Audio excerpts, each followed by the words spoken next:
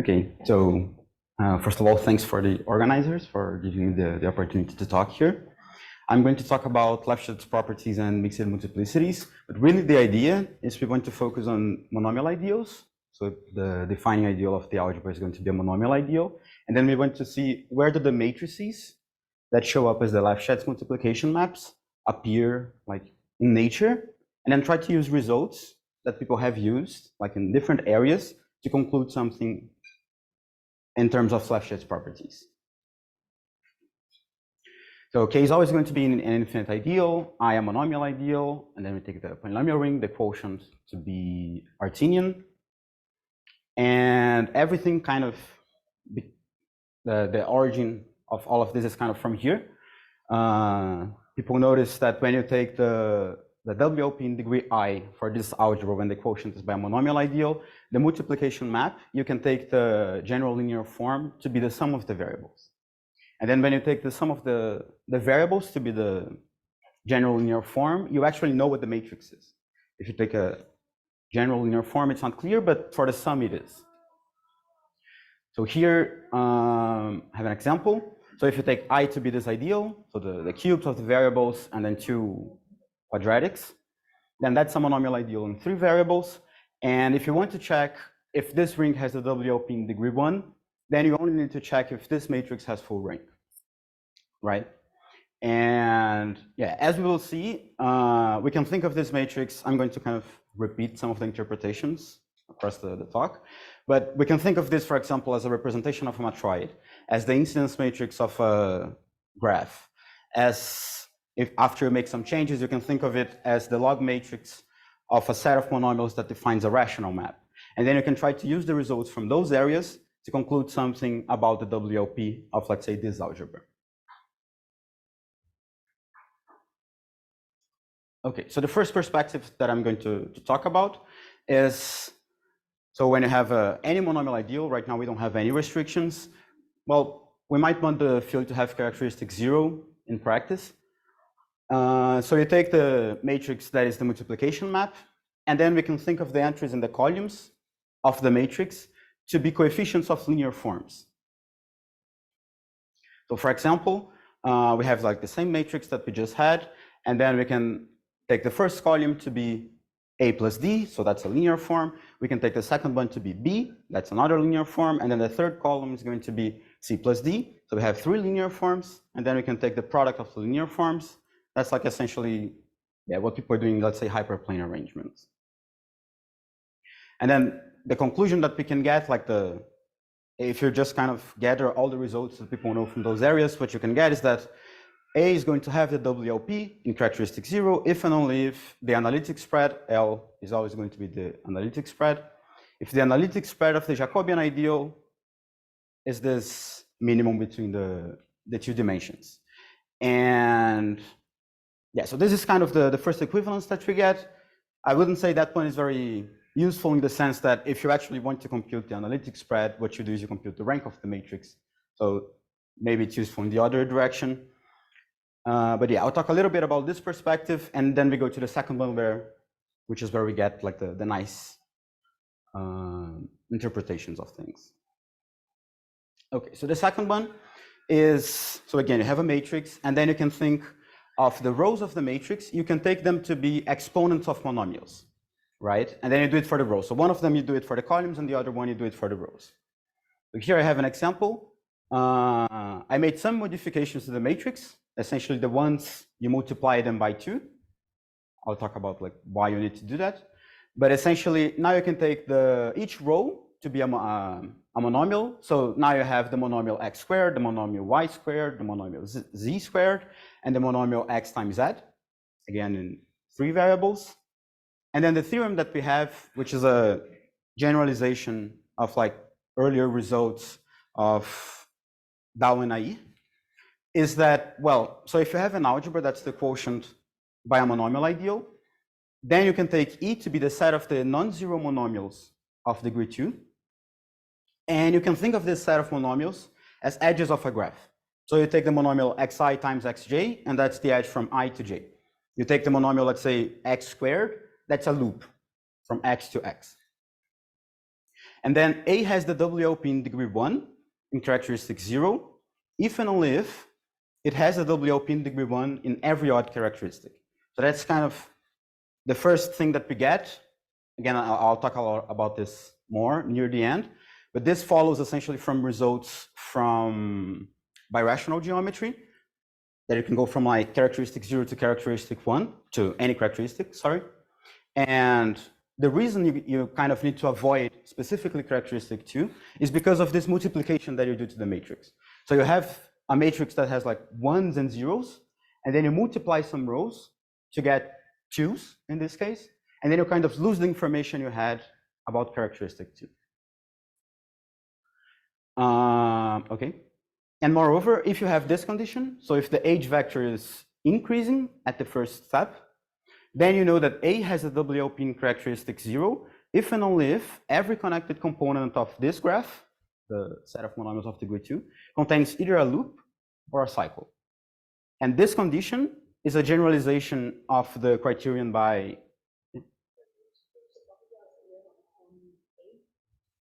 an A. So yeah, so what are we assuming on A? It's to take a polynomial ring, the field is infinite, that's, you always need that, and then the quotient is bimonomial ideal. Huh? Yes. You need specifically an odd cycle. Or a loop, and then you can think of a loop as an odd cycle. Huh? No, it's, yeah, so which monomial ideal can be any monomial ideal for this. Huh? Okay, it's the monomial contain, it's like M primary. But you don't need the squares of the variables. You can take, let's say, x cubed, y cubed, z cubed, and other monomials. You don't need this, like the powers don't have to be the squares. Yeah, and so this last condition of like when do you actually have the WLP, it was shown before when instead of adding any power of the variables, you add specifically the squares by Darwin IE, and then the condition, you kind of don't have loops in that condition, and then you only have like, the only restriction is not having odd cycles. That's the only restriction that you have. And in their theorem, they prove it for characteristic 0. So here we do it for any monomial ideal and in any characteristic, essentially. The only problem is really characteristic 2. Okay, so kind of the setup that we kind of need to talk about the two languages, which is like more efficient, is so you have your polynomial ring, and then you have your monomial ideal such that the quotient is Artinian. Then you want to define this ring, R of I, where the variables of this new ring are going to be essentially the non-zero monomials of A. So for each non-zero monomial in A, you get a new variable, and then we kind of put the subscript to keep track of which monomial it is. And then when you have the Lefschetz multiplication map and you think of the linear forms, the columns as the coefficients of linear forms, or the rows as exponents of monomials, then kind of like all the objects that you get by doing that, you can think of them as objects inside this ideal. So that's like helpful. And then in particular, like by doing this, what you can kind of do is you can describe the WLP of A in terms of the analytic spread of some ideals. And it's clear what the ideals are, but it's like detail, so I'll get to that later. And again, the analytic spread connection is like, if you really want to compute the analytic spread of the ideals, you're actually going to compute the rank of the matrix, so the analytic spread is not that useful. And so for example, when you just add the squares of the variables, then this ring is kind of like all the faces of the simplex. The variables are faces of the simplex. So if you take the squares of the variables plus some simplicial complex, then the Stanley-Reisner ideal of some simplicial complex, then R of I, the variables are going to be like the faces of the simplicial complex. Okay, so now a little bit of how do you get the mixed multiplicities and maybe what they are. They are kind of behind everything, so I won't keep mentioning them, but just the definition. So M is going to be the irrelevant ideal, and S polynomial ring, and so on. So you can define this algebra, which is like a bigraded Riesz algebra of sorts, where I take M and J. J here can be any ideal, well, let's say any proper ideal. And then you can compute the multigraded Hilbert function of this algebra, where you take U and V to be the two parameters of your Hilbert function. that when you take u and v to be large enough, you get a polynomial in two variables, and you can prove that as long as you don't pick like j to be 0 or something, you're going to get a very nice polynomial of degree n. And here, just to be clear, it's 1 minus the number of variables that you had in the beginning, plus some terms of lower degrees. And then the leading coefficients, so like these terms here, the e and I, m, j, they are called the mixed multiplicities of m and j.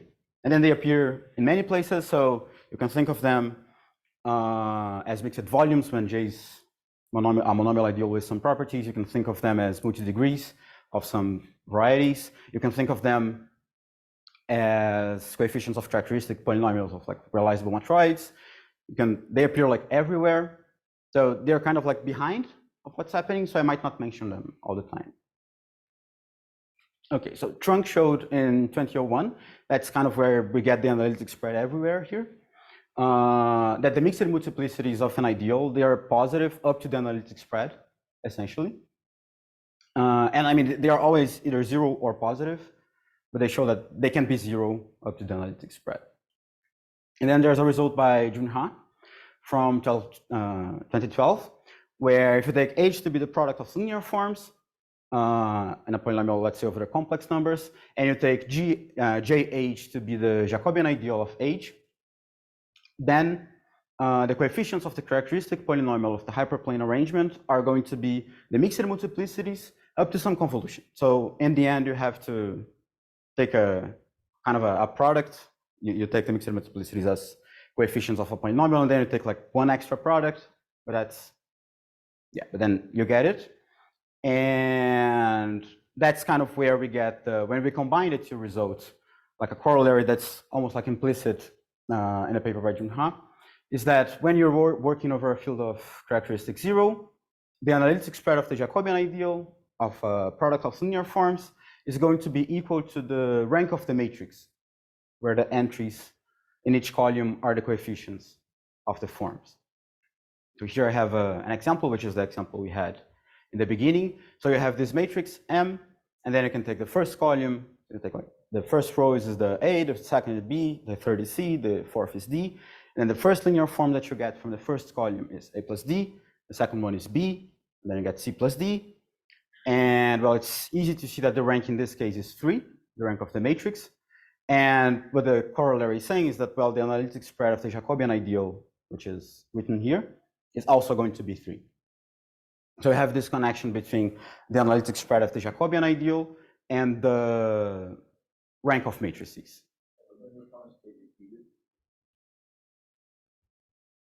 I'm not sure.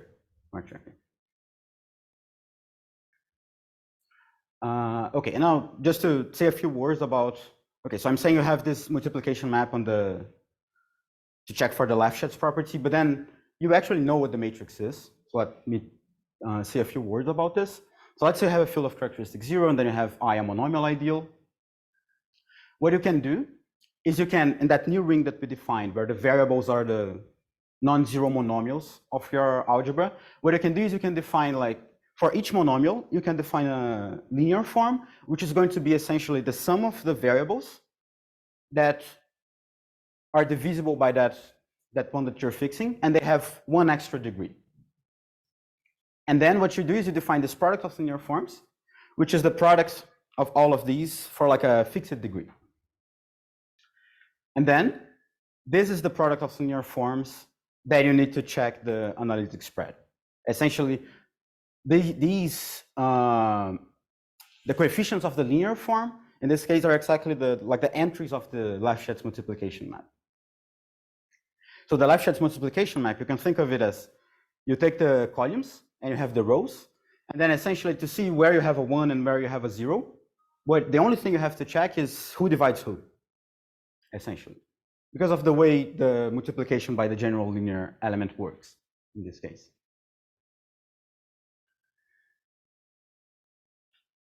Okay. Okay, so now we go to the second one, which is where we get like let's say actually interesting stuff, the nice connections. So when you have a matrix let's say with integer entries, and let's assume it has constant row sum from now on. And we can address of like when does this actually happen in a moment. There's this like well-known theorem that says that when you take the rows of the matrix to be exponents of monomials, then the rank of the matrix is going to be the analytic spread of this monomial ideal. So when you take like the monomials and their exponents to be the rows of the matrix, if they have constant row sum, the rank of the matrix is equal to this analytic spread. Here we have an example of like how you go from the matrix to the ideal. This matrix has constant row sum 2. It's actually the incidence matrix of a graph. And then so the first row gives you x1, x2. The second row gives you x1, x3. And then so on up to the last one gives you x3 times x4. So that's how you go from the matrix to the ideal. And so just to say a few things, this constant row sum, when you're looking at the matrix being the Lefschetz multiplication map, you can kind of do two things to avoid this property, this constant row sum. You can either restrict the algebras that you're considering, so like you restrict the monomial ideals that you're taking the quotient by, or you can kind of try to force the matrix to have constant row sum. Let's say I didn't have this one, I guess I can do this. Let's say I didn't have the 1 in the first entry, it was 0. Then it wouldn't have constant row sum, but I can just like multiply the first row by 2, which is what I did in the beginning. And then you have a matrix with constant row sum. Okay, yeah, so as I said, we need this constant row sum property. And like the main thing, and that's kind of why I was always talking about the squares of the variables plus the square free monomial ideal, is that essentially if you have a non-square free monomial in your algebra, the row sum is not going to be constant, like in that degree, when you take the quotient. And here we have an example. So essentially, if you take the square free monomial ideal, the row sum is going to be like, let's say in degree 1, it's going to be the number of, it's going to be like the degree, essentially. But if you take like the non-square free ones, x squared, there's only one variable that divides x squared. So it's like x, but it's repeated. And in the Lefschetz multiplication map, you don't get the 2, you only get the 1. So when you want to look at it in terms of like the constant row sum, you end up having to multiply every non-square free row, you have to multiply it by 2. That's kind of why we get that. Okay, so yeah, so first let's focus on, now when you take the quotient, you take the polynomial ring, infinite field, and then you take the quotient by the squares of the variables, and the Stanley-Reisner ideal, let's say of the simplicial complex delta. Because in this case, we can prove that the multiplication maps from AI to AI plus 1, they do have constant row sum, all the multiplication maps. You don't even have to go to AI plus 1. If you take like powers of L, you still have constant row sum. So this everything that I'm saying kind of also works for the SLP. Okay. And then like one of the reasons these types of algebras might be interesting is that, well, the H vector of A is the F vector of delta.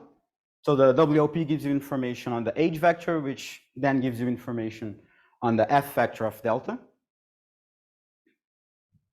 And people have studied the WLP of these algebras before. So I want to mention like two results here. The first one is the WLP in characteristic 2. I'm going to mention this one because it's like the only characteristic where this whole idea kind of doesn't work. So the maps, they turn out to be the same maps you get in simplicial cohomology. So you can kind of tell when do you have or when do you fail the WLP in characteristic 2 in terms of like the simplicial cohomology of delta. This is by Migliori, Nagel, and Schenk. And there's this other result that I already mentioned by Dow and Naive, where you notice that, well, so in characteristic 0, the signless incidence matrix of graphs, they turn out to be the first multiplication maps, the first Lefschetz maps. So as I said, you can notice that the multiplication maps, when you do it in characteristic 2, since you forget about the signs, you end up getting the co-boundary maps. And so when I say the only difference are some signs, it's actually all the signs. That's why I kind of go characteristic 2. And Dow and Naive studied the WLP in degree 1 when the field has characteristic 0. And Dow and Naiv's result what they do essentially is at some point they use this theorem from graph theory, which is the rank of the signless incidence matrix of a graph of n vertices is n minus bj, where bg is the number of bipartite connected components of G. So that's kind of where you get the odd cycle restriction or the loop restriction. And okay, so now I want to mention a few examples where people have used this theorem in, let's say, other areas of like commutative algebra or algebraic geometry. Because the main idea is, okay, so this is like a very classical theorem in graph theory, and people have applied it to different objects in commutative algebra and algebraic geometry. But the point is, every time people apply it somewhere, they kind of use the theorem plus something else. And then you can try to take the something else that people are using in this different area and try to bring it back to the algebra that we're studying. So the first example I want to mention is a result on the j-multiplicity of clutters. So a clutter here is a hypergraph where all the edges have the same length, the same size. And then there's a recent result by Aliloué, Sopronov, and Validashti, where they studied the j-multiplicities and like general multiplicities. They also studied like the epsilon multiplicity. They studied like all sorts of multiplicities of square-free monomial ideals generated in 1 degree, which they call the edge ideals of clutters. And one particular result, it's a very particular case of what they showed, is that the j-multiplicity of the edge ideal of a graph is positive if and only if every connected component of G contains an odd cycle, which again, it's the same restriction that we have in terms of the combinatorics that we were mentioning in the beginning for the WLP in degree 1. And so if you go into how they do the proof for the more general case, they actually use more general theorems from combinatorics, where instead of looking at the incidence matrix of a graph, you look at the incidence matrix of hypergraphs, and then you check, okay, so what is the rank of this matrix in terms of the hypergraph? And then what you can kind of see from the proof is that the more general results that they use from hypergraph theory, they can actually give you information on the ranks of multiplication maps from A1 to AD plus 1, where these, you go like to any degree. So in some sense, if you go into their proof and you see what is actually like happening and which results from combinatorics are they using, what you actually see is that they actually have information on which monomial algebras, so like when you take the quotient by a monomial ideal, which ones have the SLP. They can say the rank of these multiplication maps, and then the only kind of the hard part is now saying, okay, so which classes of, let's say, simplicial complexes have exactly those maps. The hard part is then finding like a class of simplicial complexes that have these.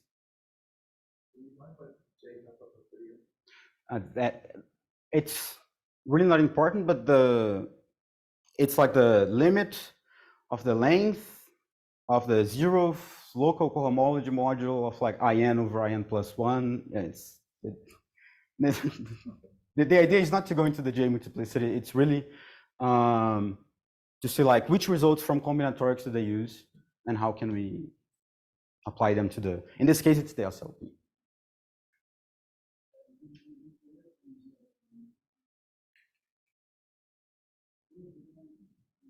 Oh, no, I'm not saying, like, you mean this result? Yeah. Sorry? Okay, so if there's any restriction on the characteristic, so if you go into the actual result from combinatorics, I'm not giving a result here, like, just to be clear, it's like you can get some like classes and examples where they have the SLP, but if you go into the results that people actually know in hypergraph theory, like the name of the paper is rank of incidence matrices mod P. So you assume the field is infinite, and you can kind of get, you can conclude for which characteristics do you fail the, like for which characteristics is the rank full and for which is it not. But the point is the combinatorial description here is not so clear as in the like bipartite graph.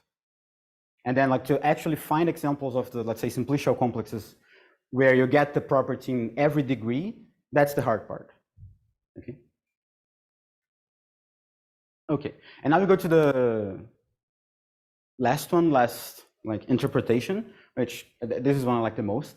So in 2006, Sims and Villarreal, they used the term birational combinatorics to describe the study of rational monomial maps from Pn to Pm. And most of the result was focused on the case n equal to m, so like from Pn to Pn. And again, if you take a rational monomial map, then you can think of it as the monomials defining it. If you take like the exponents of these monomials, you can think of it as a matrix, and then you can see, okay, so now when you go back to the Lefschetz, what do you get? So just to set some notation, given a set of monomials, I'm going to call the matrix M, and then so like you have the set of monomials, you take the rows to be the exponents, and then I'm going to call the log matrix is this matrix where you take the exponents and put them in a matrix. So the first result that Sims and Villarreal had, they call it the determinantal principle of birationality, I think. So if you have xd, the set of all monomials of degree d in this polynomial ring, and then you take f to be a subset of this, so you take monomials of the same degree, then the extension from kf to kxd is birational if and only if the GCD of all maximal minors of the log matrix of f is d. And this is kind of, so when you want to check for which characteristics do you fail the WLP, like in the case that we have, what you do is exactly you check all the prime divisors of the GCD of all the maximal minors from your multiplication map. So in some sense, what they're saying here is this birational property is somehow related to having the WLP in like almost all characteristics. And by almost all, what I mean is the only ones where you can actually fail are the divisors of the degree. So this is kind of the first one. A few other statements that they have are, for example, they have this other version of this DPB. So a rational map from Pn to Pn defined by monomials of degree d is birational if and only if the determinant of the log matrix of the monomials defining the map is plus or minus d. So again, this is again going, when you look at a map from Pn to Pn and you're checking the WLP, let's say, for injectivity, what you can actually do is, so you need to find a non-zero maximal minor. And if you're checking it due to injectivity, then you're going to delete some rows. And then you want to find a non-zero maximal minor. This non-zero maximal minor is going to be one of these. Like it's going to define a rational map, and then that is going to be birational if and only if you have this condition. So you actually know when the maximal minors are equal to d.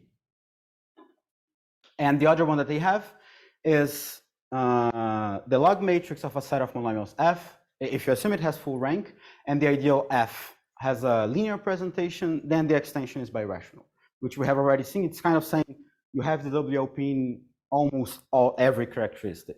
And this is kind of where you get the interesting connections, because so what is the actual relation here between some ideal, and you know what the ideal is, but the linear presentation of some ideal and the failure of the WLP in positive characteristics. This result from birational geometry, it kind of suggests like you can even build examples to kind of go against the theorem and then find failures of the WLP. But then the idea is there a more general thing going on? Yeah, so the particular thing that you get is that in characteristic 0, so if you know you have the WLP in characteristic 0, and then you have some specific ideal having linear presentation, then you can kind of conclude the WLP in positive characteristics. So here, just a kind of a remark on like, essentially in some characteristics, we know we kind of have to fail the WLP. So when we're in this setting where you're taking the quotient by the squares of the variables and a square-free monomial ideal, so you have the constant row sum. When you look at the multiplication map from AI to AI plus 1, since you have the constant row sum, if you just take the sum of all the columns on the next one, so if you add all the columns to the last one, then you can kind of divide the determinant of like this maximal minor by the degree. So all the maximal minors are going to be divisible by d. So in some sense, in this setting where you take like the squares of the variables and square-free monomial ideal, in degree I, if you're checking for injectivity, you fail in all the prime divisors of I plus 1. That's like a follows from like linear algebra, but it's still like nice to know. Okay, so now the main idea, and this is where we kind of tie back to the first theorem that I mentioned, in the beginning. So if you have a rational map defined by monomials of degree 2, you can take the monomials that define the map to be edges of a graph. So if you have xi times xj, you can think of it as an edge from xi to xj. If you have x squared, you can think of it as a loop, and so on. So here we have an example. So we have this map, x1 squared. Maybe I should. Oops. We have x1 squared, and here we have the loop, x3 squared, and here we have the other loop, and so on. We have the rational map, gives us a graph, and then we can write the log matrix of the rational map. Now, well, if you divide the first two rows by 2, what you end up getting is the multiplication map for the Lefschetz generic, the general linear form. So the main theorem that we actually use from Sims and Villarreal, what it says is, so if you take a connected graph, possibly with loops, then it defines a rational map, defined by monomials of degree 2, and then the following are equivalent. So the determinant of M, where M is the log matrix of the set of monomials, is non-zero. You have a birational map. Either G has no loops and a unique odd cycle, or G has only one cycle, which is a loop. So it's exactly the same restriction that we have for the WLP in degree 1. And this is kind of the surprising one, the edge ideal of G is of linear type. But this is a very nice theorem. It's like linear algebra, geometry, combinatorics, and algebra. But then like after you see the theorem and you do all the like birational means WLP in positive characteristics, you have this combinatorial description. The last one is kind of, we don't have what does it mean in terms of the WLP? So if you have, what is the connection between ideals of linear type and the WLP in positive characteristics? Because this theorem, it doesn't generalize to any degree. If you take rational maps defined in different degrees, the determinant not zero and the map being birational are not equivalent. That's kind of where the mixed multiplicities come in. And then, so essentially the theorem that we have in terms of WLP in characteristics 1 in degree 1 is almost characteristic free. It doesn't generalize to higher degrees, but then how does this one come in? The edge ideal of G's of linear type. What is the connection between the WLP?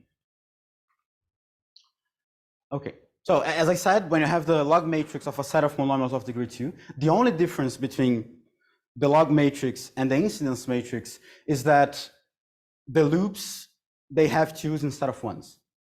So if you start from the matrix you get from the WLP multiplication, the algebra you're trying to check the WLP, then what we can show, again, like just restating the theorem, is, so you take a monomial ideal, any monomial ideal such that the quotient is Artinian, and you take I prime to be the monomials, the ideal generated by the monomials of degree 2 of R that are not in I.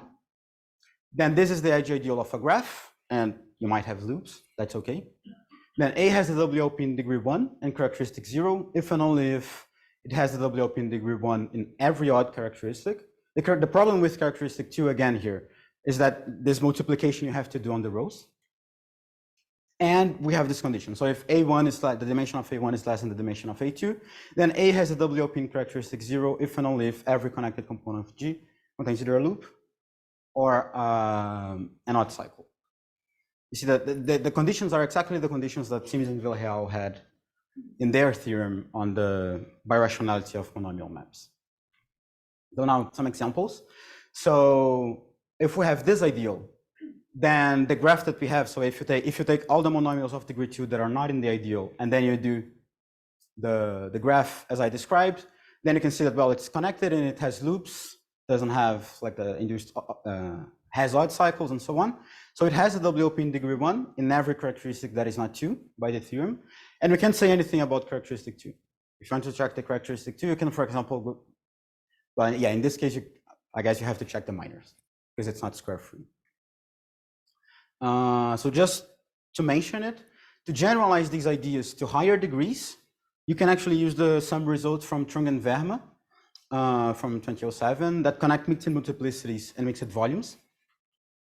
And then what you get in the end is that the positivity of a mixed multiplicity is going to be equivalent to the WLP in characteristic 0.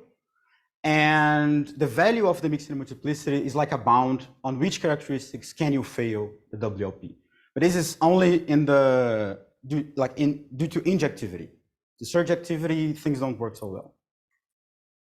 So just a few examples of which ideals do you actually get, like when you do how do you actually build the ideal?